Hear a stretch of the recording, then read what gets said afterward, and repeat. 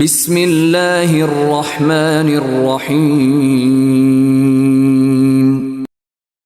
ألهاكم التكاثر حتى زرتم المقابر كلا سوف تعلمون ثم كلا سوف تعلمون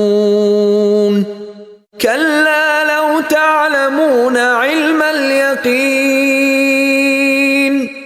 لترون الجحيم ثم لترونها عين اليقين